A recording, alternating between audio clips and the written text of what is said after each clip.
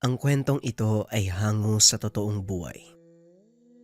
Mula ito sa isa nating kabayan na itago na lang natin sa pangalang si Bal.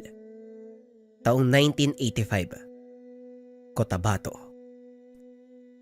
Lumad na taga-Samar si Sibal, pero napilitang lumipat para asikasuin ang naiwang lupain ng mga magulang sa isang liblib na sityo ng Cotabato. Pagkarating niya roon, pinagtinginan pa ng mga tao dahil sa magarang suot. Nasa daan pa lang ay pinagtulungan na ng mga kawatan. Hinubaran, ninakaw ang lahat ng alahas pati na rin ang perang dala. Nang mga sandaling ito, hindi niya alam kung saan na lamang pupulutin. Ngunit sa kabutihang palad, naraan siya sa isang taong may malasakit. Iho, pagpasensyahan mo na ang tahanan kong ito. Sa hirap ng buhay, nagtiis na lamang sa barong-barong ha. Pero kahit papano maayos pa naman. Merong pagkain dyan sa mesa. Kanin yan na kaninang umaga pa. May kape din kung gusto mo. Huwag ka na magtanong kung anong ulam dahil matagal na akong hindi nakakakain ng ganyan. Ako nga pala si Mang Amid. Anong pangalan mo? Wika ng matanda. Nagpakilala bilang Mang Amid. Isinuot muna ni Sibal ang binigay nitong damit. Pagkatapos ay nangingi ng gamot para sa sugatang kamay. Napasabak sa suntukan para sana iligtas ang sarili. Kaso nga lang naisahan pa rin ng mga kawatan. Mukhang galing ka sa syudad. Halata sa tindig mo. Huwag ka nang magtaka kung halamang gamot ang maibibigay ko sa'yo. Hindi uso rito ang ibang uri ng medisina. Halaman ang nagsisilbing lunas namin. Mabisa naman. Wala pang masamang epekto sa katawan. Habang hinahanda ni Mang Amid ang mga halamang gagawing gamot, nagtaka si Sibal nang mapansin ang bawat sulok ng tahanan. Maraming maliliit na bote sa tabi, mga ugat at sanga at kung ano-anong kahoy, mga dahon, at ang nakakaagaw ng pansin ang mga patalim. Manong, nangangaso po ba kayo mga ngatay? Ang dami niyong patalim. Tanong ni Sibal. Sinulya pa ng matanda ang mga patalim sa sulok. Tumawa ito at saka sumagot. Wala sa nabanggit. Pero pwede rin kasi ang ginagawa ko, manghuhuli, mga ngatay, hindi nga lang hayop. Kumunot ang noo ni Sibal.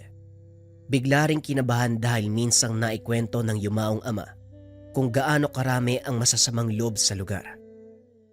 Pabalik-balik na ang tatay niya rito at may ilang beses pang kamuntikang pagkaisahan. Ay nako, pasensya na kung ibang naisip mo sa sinabi ko ha. Pero nagkakamali ka ng intindi. Hindi ako mamamatay tao kagaya ng naririnig mo. Pero tama ka naman. Marami ng kasong patayan sa lugar na ito. Pero hindi yun ang tinutukoy ko. Siguro naman, nakarating na sa pandinig mo ang tungkol sa mga aswang, hindi ba? Ang mga nilalang na ito ang tinutugis ko. Kinakatay para mahinto ang kasamaan. Naniwala naman si Sibal, lalo na nang makita ang anting-anting na nakasabit sa leg nito. Meron din sa sulok ng tahanan. Pasensya na po kayo sa naisip ko. Hindi lang maiwasan eh. Dayo kasi. Oo nga pala. Ano bang sadya mo rito? Yung ganyang itsura kasi parang malabong tumungtong sa ganitong klaseng lugar. Alagad ka ba ng batas? Nandito ka ba kasi naghahanap ng mga masamang loob? Ay hindi naman po. Nabili kasi ng angka namin ng lupa malapit dito. Sumakabilang buhay na mga magulang ko, kaya ako naiwan para mag-asikaso. Ang totoo, hindi pa ako nakakarating sa dapat puntahan eh. Hinarang kagad ako ng mga tulisan. Nako, hindi na bago ang ganyang kaso rito. Marami talagang loko-loko. Kapag nakakita ng taong may suot na mamahalin, susundan para pagdakawan. Yung mga negosyante nga iba yung pag-iingat ng ginagawa para makaligtas sa mga tulisan. Ano, wala bang tinira sa'yo? Wala po. Damit, pera, alahas, lahat kinuha. Binugbog pa ako. Akala ko nga mamamatay ako eh. Mabuti napadaan kayo, maraming salamat to. Walang anuman, iho. Nga pala, kumain ka na. Kanina pa ang tanghalian eh. Baka sa mukha mo ang gutom mo. Pagtiyagaan mo na lang kung anong meron sa mesa. Habang kumakain, sinamantala ni Sebal ang pagkakataon na pagmasda ng matanda. Magaan ang pakikitungo nito. Wala siyang nararamdamang panganib. At kahit barong-barong lang ang tahanan ay maayos naman. Pagkatapos niya sapag ay nagpaalam na. Sinamahan na rin siya ni Mang Amid sa pag-aalala na baka pagkaisahan na naman ng mga tao roon, lalong-lalo na bago ang muka. Malapit lang sa tahanan ng matanda ang lupaing pagmamay-ari ng angkan. Ilang minutong lakaran lang. Pagdating doon, napailing si Sebal dahil nagmistulang kagubatan ang hekta-hektaryang lupa. Walang malinis na bahagi bukod sa daan. Iho, hindi ko alam na ito pala ang pagmamay-ari nyo. Ilang taon na nakalipas eh. Magmula nung huli kong napansin na merong dumalaw. Ano ba ang plano mo? Sa laki ng lupa, pwede ka magpatayo ng kung ano-ano. Kaso nga lang, mahirap ang estado ng pamumuhay dito sa lugar ha. Anong balak mo? Ay, pasensya na ha. Marami akong tanong. Natahimik si Sebal. Napaisip sa tanong ng matanda. Pumarito siya na walang ideya kung ano ba ang gagawin sa lupa. Ang sinabi lang ng yumaong ama, asikasuhin ito. Walang malinaw na utos. Wala ring kapatid na mapagtatanungan. Siguro ibebenta ko na lang ho. Hindi ko naman gusto magnegosyo eh. O kahit manatili sa lugar na to. May buhay kasi ko sa amin eh. Kung sa bagay, kahit ako nga na taga rito minsan naiisip na magibang lugar. Kaso wala namang mapupuntahan. Sinuri nila ang buong lupain. Makalipas ang ilang sandaling paglilibot, bumalik sila sa tahanan ni Mang Amid. Bilang bisita, naupo lamang sa bakuran si Sebal. Nagkakape habang tinatanaw ang kapatagan sa harapan. Aligaga naman si Mang Amid sa mga gawain. Paglipas ng mga minuto, napansin ni Sebal ang isang lalaki na mabilis ang paglalakad pero sa sandaling napatingin sa kanya ay biglang huminto. Akala niya nagkataon lang, ngunit nakakailang ang pagtitig kahit nasa malayo. Akmang lalapit na sana, nagmamadali siyang tumayo at pumasok ng tahanan. Tumigil ang lalaki at nagpatuloy sa paglakad. Hindi niya alam kung anong meron, pero dama ang pagiging kabado. Iho, may nakita ka bang tao sa paligid? Parang may napansin kasi ko eh. Wika ni Mang Amid. Kakagaling lang nito sa likod ng bahay. Meron po. Pero umalis din kaagad eh. Dumaan po siya dun oh. Tumingin pa nga dito eh. Ganun ba? Iyo, mas mabuti siguro. Huwag ka munang lumabas o maglakad-lakad kahit sabihin pang malapit lang. May mga bagay na mahirap paniwalaan. Alam mo naman ang tungkol sa aswang, hindi ba? Sa lugar na ito maraming ganyan. Kung saan-saan sumusulpot. Wala ka namang ibang kakilala rito ano? Mas mainam na dumito ka na lang sa bahay. Ako nang bahala sa'yo. Kinakabahan si Sebal habang pinapakinggan ang sinasabi ni Mang Amid. Gaano po ba kalala yung sitwasyon dito kung aswang ang pag-uusapan? Nako, hindi na mabilang ang kaso ng pambibiktima. Iba't ibang lahi ang naglipana. Iba't iba ang tawag ng sigmura. Merong kumakain ng lamang loob ng tao. Meron namang sayop. Minsan pa nga, nagkakasabay ng pagsalakay eh. Nako, iilan lamang ito sa nangyayari. Kung alam mo lang. Napabuntong hininga si Sebal. Palihim na nagdasal na sana'y walang masamang mangyari habang nasa lugar. Lalo na ang kaligtasan laban sa aswang. Pagsapit ng gabi na iwan si Sebal. Sumaglit sa tindahan si Mang Amid dahil nagkulang sa pangangailangan. Habang inaantay ang pagbalik ng matanda, napansin niya ang anino ng tao sa hindi kalayuan. Kahit madilim sa bahaging iyon, malinaw na merong nagtatago sa mayayabong na damo. Una niyang naisip, Marahil aso o anumang hayop dahil gumagapang. Pero nang tumagal, meron ng kasamang matinding pag-alingasaw. Tumaas ang balahibo. Nagsara na lamang ng mga bintana at pintuan. Hindi rin maiwasang bumitbit ng patalim. Makalipas ang ilang sandali, hindi siya mapalagay dahil sa bubong ay merong kumakalampag. Nakatayo lamang habang tinitignan ang tagpi-tagping yerong nayuyupi. Hindi nagtagal, meron ng malakas na pag-angil. Pinagpawisan si Sibal. Nangangatog na rin ang mga tuhod habang pinapakinggan ang kababalagan.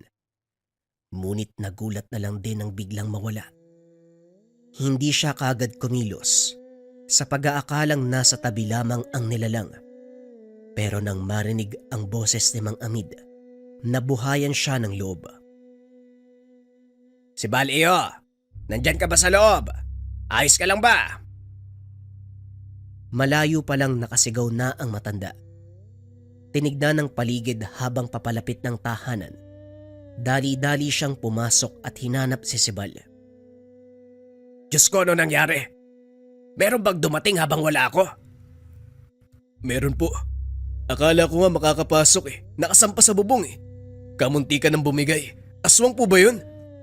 Tama ka, iho. Wala namang ibang mambibiktima dito kung hindi mga aswang. Nakakainis. Talagang tsumitsyempo kung kailan wala ako. Pangalawa na yan, Sibal. Mag-ingat ka dahil ikaw ang pakay nila. Bago ka lang sa lugar na ito, kaya mainit ka sa mata nila. Teka Mang Amid. Hindi ba marami kayong kalaman sa pagbuksa ng aswang? Bakit hindi nyo nalang patayin? Natatakot na po kasi ko Napabuntong hininga si Mang Amid. Kumuha ng patalim at saka nagmamadaling lumabas. Nagbilin muna ng salita kay Sibal bago tuluyang umalis. Yan naman talaga ang gagawin ko Maghintay ka dyan. Dadaling ko ang ulo ng aswang na yon. Baka pwede ko pang maabutan Tumango na lamang si Sibal. Pero muling kinabahan dahil mag-isa na lamang uli. Nagtago na lamang siya malapit sa lagayan ng patalim para kung sakali ay merong madadampot na panlaban. Sa kabutihang palad, walang nangyari. Nakabalik din ang matanda pagkalipas ng ilang sandali. Magdamag na nag-abang si Mang Amid. Hindi rin makampante dahil ito pa lang ang unang pagkakataon na maranasan ang ganitong sitwasyon kapag merong bisita. Walang aswang na nagkukusang lumapit sa kanyang tahanan. Hindi kagaya ngayon. Hindi rin maiwasang mapaisip sa katauhan ni Sibal. Sa katunayan, nakita niya ang binata sa terminal. Lumuwas siya sa lungsod ng kapatid at tamang nagpang-abot sa babaan. Doon pa lamang, nararamdaman niya na ang kakaibang enerhiya ng binata. Isinawalang bahala na lang dahil hindi ito kilala. Hanggang sa napadpad sa kanyang tirahan, napapaisip kung nagkataon lang ba ang lahat. Wala naman sigurong atraso yung taong to sa isang aswang. Bagong dating lang dito sa lugar. Pero bakit natipuan kaagad ng nilalang? Hindi kaya lapitin si Sibal? Kinabukasan, bumalik si Sibal sa lupain para matignan muli. Hindi niya kasama si Mang Amid dahil meron itong inaasikasong ibang bagay. Nanghiram na lamang siya ng patalim, pinabauna ng lana, ang bilin ng matanda. Kung kukulo ang likido, posibleng merong aswang sa paligid. Inabala ni Sibal ang sarili sa pagtatabas ng damo at pamumutol ng mga kahoy. Naisip na ring linisin para maging kaaya-ayang tignan kung sakaling makahanap ng bibili. Sa kalagitnaan ng gawain may lumitaw na lalaki. Nagtaka ang binata. Hindi napansin kung saan dumaan. Basta na lamang nakatayo sa kanyang likuran. Natumba pa pagkatapos mawala ng balanse sa gulat. Manong, magandang araw ho. Anong kailangan nyo? Tanong ni Sibal. Hindi magawang ituwid ang pananalita. Lalo na nang mapansing basa ang tela na pinagbalutan ng bigay na lana. Dito pa lamang may hinala na siya. Ngumiti lamang ang matanda sabay iwas ng tingin. Nagtungo ito sa kabilang dulo kung saan merong bato na pwedeng upuan. Tahimik niyang pinagmamasdan. May tatanong po ba kayo? Manong, naliligaw ka po ba? Pasensya na rin po kung di ko masasagot ng tanong niyo ha. Hindi ako taga rito eh. Wika ni Sibal. Sinusubukang pagaanin ang sitwasyon. Nakatingin lang ang lalaki. Walang balak na magsalita. Nailang siya. Hindi maintindihan ang biglaang pagbigat ng pakiramdam. Nang magkaroon ng pagkakataon, nilapitan niya ang mga gamit sa tabi. Napagtantong naubos na ang laman ng bote. Basang-basa ang balot. Napatitig siya sa lalaki. Kalaunan ay nagmamadaling tumakbo palayo. Sumusunod ito pero naglalakad lang. Kabadong-kabado ang binata. Malapit na siya sa tahanan ni Mang Amid pero nakasunod pa rin. Hingal na hingal si Sibal pagdating sa bakuran ng bahay. Laking gulat ng paglingon. Wala na ang lalaki. Sakto namang kakarating lang ni Mang Amid galing sa sariling lakad. Nang maramdaman nito ang takot ng binata, alam niya na ang nangyari. Sinundan ka? Ay sandali. Titignan ko baka nasa paligid pa. Huwag kang sumunod. Matapos magbitbit ng itak, dumiretso sa dinaanan si Sibal. Tinignang mabuti ang paligid. Kahit ang masukal na bahagi ay sinilip. Nakarating na lamang siya sa lupain ng binata pero walang naabutang aswang. Tumambay roon ng ilang sandali hanggang sa mapadaan ang kakilala. Paring Amid, magandang araw. Kanina ka pa ba riyan? Doon kasi nakasalubong ko yung lalaki na dating sinasabing aswang. Matagal ko na siyang hindi napansin dito sa lugar. Pero ngayon nagpakita uli. Hindi kaya naghahanap ng mabibiktima? Wika ni Mang Cardo. Lalaki, sino naman? Marami ng usap-usapan dito eh. Sino ba doon? Yung bang lalaki na bigla-bigla na lang lumalapit? Tapos dati, naglalako pa nga ng saging eh. Kahit ayaw bumili, inaalok. Iniiwan pa yung prutas. Hindi ako pwedeng magkamali. Siya talaga ang nakita ko, kahit umiwas pa ng tingin eh. Sa paglalarawan ni Mang Cardo, may ideya na si Mang Amid kung sino ang lalaking tinutukoy. Ito ang dating bali-balitang aswang na nangyayanggaw sa pamamagitan ng pag-alok ng pagkain. Hindi nahuli dahil nang magsimula ang usap-usapan sa lugar, kagad siyang lumisan. Naalala ko na. Aba talaga bumalik siya. Maraming taon na nakalipas nung huli siyang nakita sa lugar natin. Akala siguro wala nang makakaalala eh. Pa Ricardo, saan mo siya eksakto nakasalubong? Baka maabutan ko pa. Sa palagay ko hindi mo na maaabutan. Pagtingin ko na wala ka agad eh. Napakabilis ng kilos. Pare mag-iingat ka. Manunugis ka pa naman. Baka ikaw ang unang punteryahin ng lalaking yon. Sabihan ko na nga rin ng iba para alam nila at makaiwas. Napabuntong hininga na lamang si Mang Amid. Sumabay na sa kaibigan sa pag-uwi. Habang nagpapalipas ng oras sa bakuran, hindi maiwasang mapaisip sa nilalang. Nabulabog din na magsalita si Sibal. Ang lalim po ng iniisip niyo ah. Pwede ba kayo maistorbo sandali? Magtatanong lang po sana kung saan pwedeng ibenta ang lupa. Ayoko na magtagal dito, Manong. Pakiramdam ko sa paglipas sa mga araw mas lalo ko nasa peligro eh. Nandito lang sana ako para asikasuhin ang lupay ng aking mga magulang. Pwede kitang matulungan. May kakilala ako naghahanap ng lupa nung nakaraang buwan. Baka hindi pa nabibili. Sibal, pasensya ka na kung ganito ang sitwasyon ah. May iba pala tayo. Huwag mong mamasamay ng tanong ko. Wala ka namang nakaalitang tawa no? Yung lalaki na biglang lumapit sa'yo, hindi mo ba siya kilala?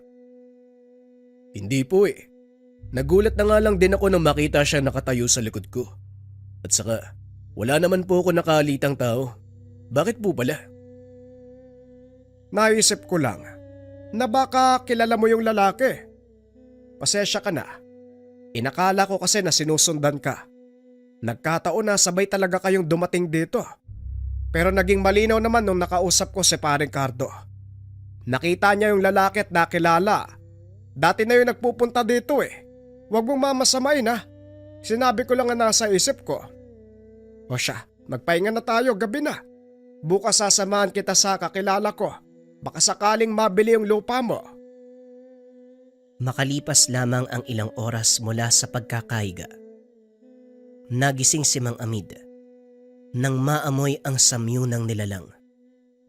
Dali-dali siyang nagtungo sa kusina para kumuha ng itak. Binitbit ang bote ng lana at saka dahan-dahang lumabas. Nakita kagad ni Mang Amid ang aswang. Nakatingin sa bintana kung saan malapit na natutulog si Sibal. Nagkarga ng orasyon para malingat ang paningin ng nilalang. Pagkatapos ay dahan-dahang nilapitan. Walang pagdadalawang isip na tinaga. Umangil. Nagwala ang nilalang. Tumilapon din siya nang matamaan ng atake. Pagbangon ay muling sumalakay, ngunit mabilis na nakabawi ang halimaw. Naging mano-mano ang laban nang hindi mahagilap ni Mang Amid kung saan nahulog ang dalang itak. Nahirapan ng matanda sa pakikipaglaban. Malaki ang pangangatawan ng nilalang. Maliksi ang kilos. Kung saan siya iilag, palaging nasusundan ng kalmot. Ang ingay ng sagupaan ay gumising kay Sibal. Pagsilip sa bintana, kagad napasigaw nang makita ang nilalang. Naagaw ang atensyon ng nilalang. Siya naman ang pinagbalingan. Mabuti na lang madaling nakabangon si Mang Amid. Napigilan ang tangkang paglapit. Iho, iabot mo yung itak. Bilisan mo, kunin mo. Muling tumilapon si Mang Amid. Dali-dali ding bumangon para mapigilan ang atake ng nilalang. Buong lakas niyang inambahan at hindi pinakawalan kahit nahihirapan sa pangangalmot nito. Sibal, bilisan mo. Nandyan lang sa tabi ng lutuan na baka patalim. Bilisan mo, nasan ba tong batang to? Sa kabilang banda na blanko ang isipan ni Sibal. Hindi alam kung ano ang pinunta sa kusina. Tumitingin sa mga patalim pero hindi magawang dumampot. Ilang ulit nang tumawag si Mang Amid, ngunit nawawala siya sa sarili.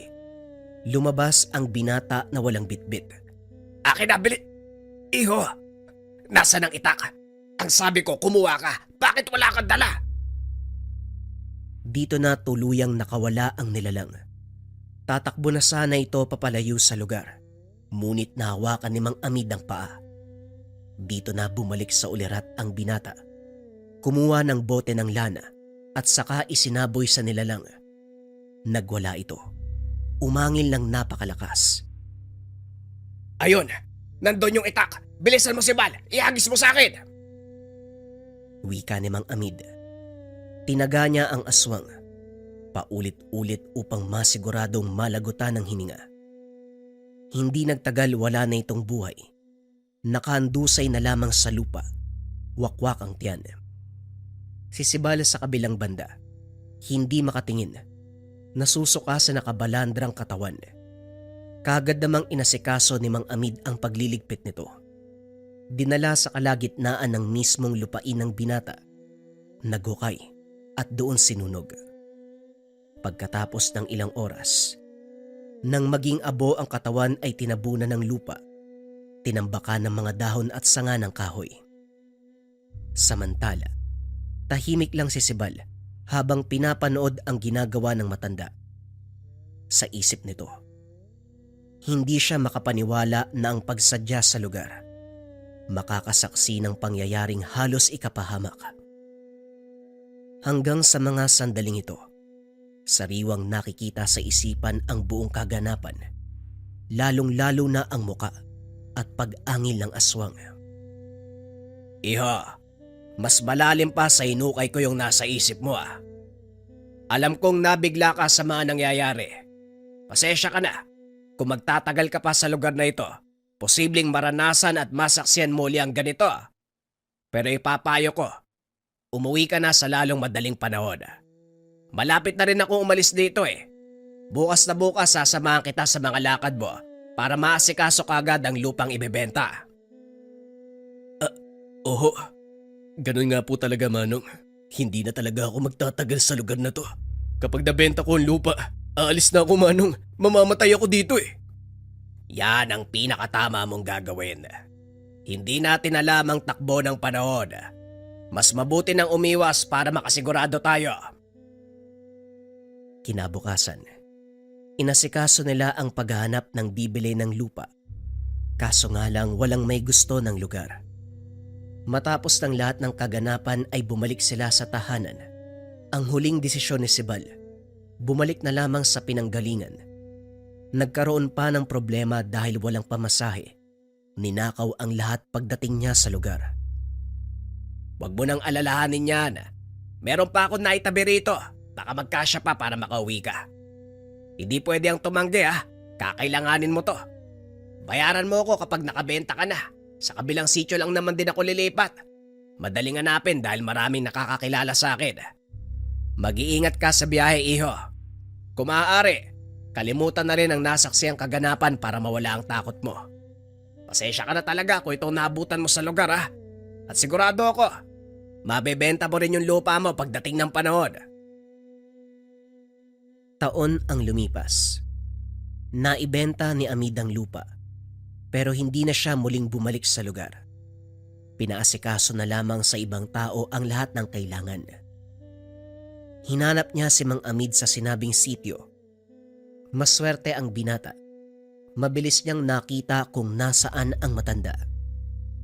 Tinulungan niya ito sa panibagong buhay. Binigyan ng lupang matitirhan at maliit na negosyo. Malaki ang pagpapasalamat niya kay Mang Amid.